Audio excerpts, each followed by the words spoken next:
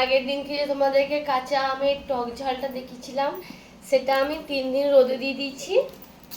আর আজকে আমি এটা অল্প করে, এই দেখো যে তেলটা দিয়েছিলাম ওই তেলটা ভেতরে আস্তে আস্তে মজে যাচ্ছে। এইটা আর একটু তেল দেবো। তোমরা সবসময় চেষ্টা করবে আচারের তেল যেন রান্নার তেলের সাথে না মেশে। আচারের তেল সবসময় আলাদা করে রাখতে হয়।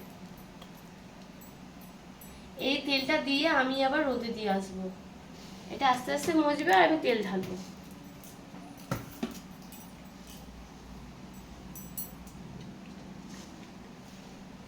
এ দেখো কতটা নরম হয়ে গেছে।